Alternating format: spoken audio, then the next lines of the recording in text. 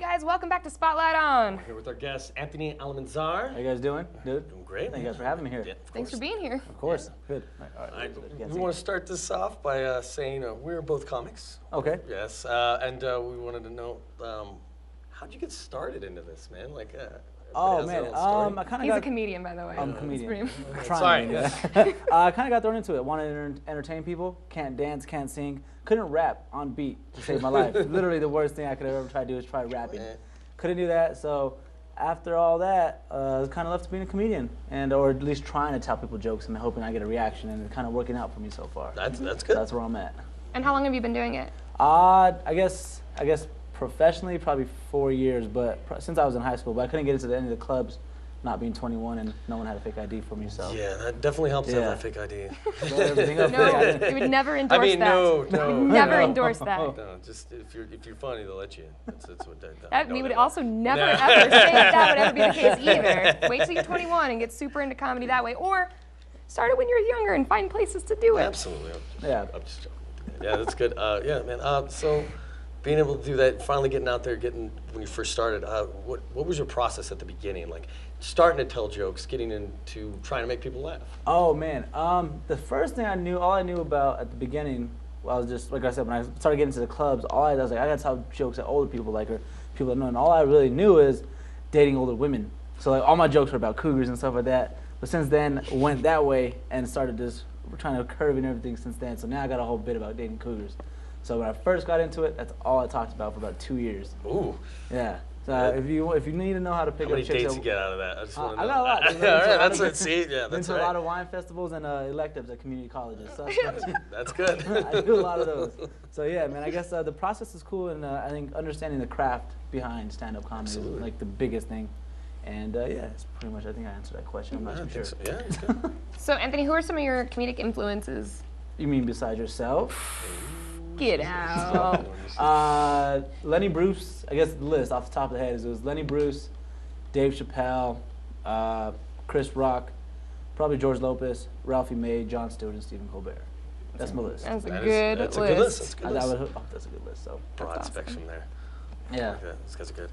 So, how long have you? Just wanted to say how long you've been doing it, but how long have you felt like really comfortable where you're at? Finally getting to that point where you're saying, all right, this is good, but I need to progress it a little bit more. How do you feel about that? I think that's probably been about 2 years where I've been like, no matter what the setting is, no matter where I go, I feel like I could tell jokes and make anybody in the room laugh. That's good. Before that, I remember I did jokes at a country club in the middle of the day. I had no jokes for those people, so yeah. Middle of the day. So I went in the middle of the day at some youth baseball camp thing. I don't know anything about baseball. I don't know anything about country clubs. So I went in there and completely bombed. So, but they were kind people, so they kind of just kindly cheered me. Yeah. So ever since going through that moment, I kind of learned how to adapt and build more jokes. So couldn't use the cougar jokes over there. See, cougar jokes didn't work over there. It was a weird.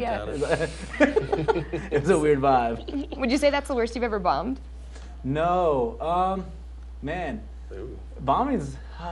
You always remember them. I'm just gonna say you know when you bombed. Like those are the ones you really remember. I think the worst I ever bombed was I was actually out in Phoenix.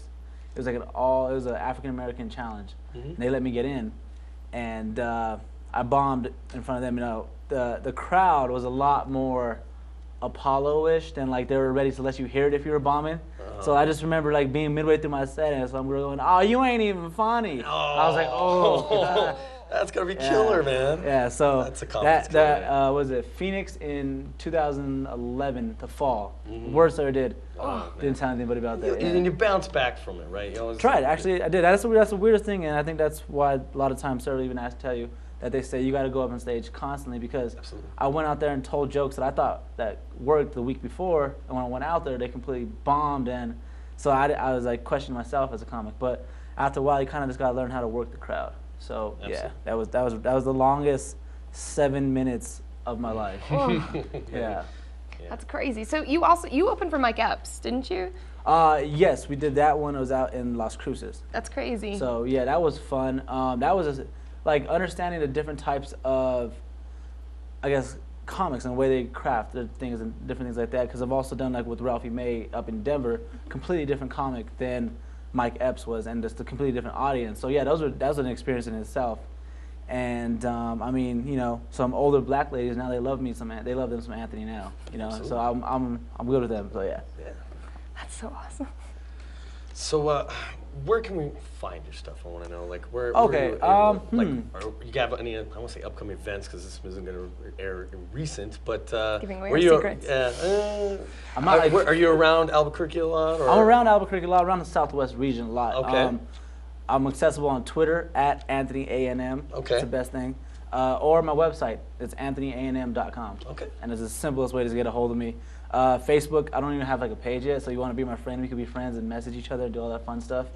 And yeah, Twitter's probably the quickest way to get a hold of me. Okay. So yeah, it's Anthony A&M, and I'm always on Twitter. And his phone number is, no, I'm kidding. You want to do that one? And mailing address. Mailing And social. then if we could get the hospital you were born in. I was actually born here on Christmas. I'm a Christmas baby. You're a yeah. Christmas Oh, baby? man, that's awesome. Yeah, but I don't know if my mom would agree with you on the awesome part because I was actually like 10 days late. So like, I don't know if you noticed, I got a big head. I'm not sure if it's, is it, how's it looking here? Yeah, you're okay. See? So like, I think I was supposed to be born on the 15th, but I came out the 25th. So I think like I was in overcooking and it went to my head.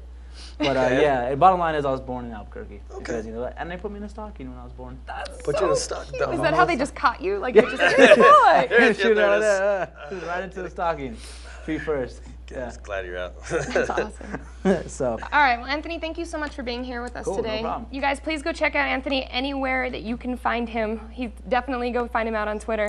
And you know what? Hang out with us because when we come back after this break, me and James are going to talk to each other, which is something we don't even do when we're not on camera. So I'm excited to see how this goes. Oh boy, you excited about it, James?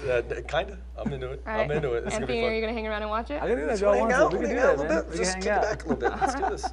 Cool. All right, so hang out, come back for a little bit more of Spotlight on. Get on it.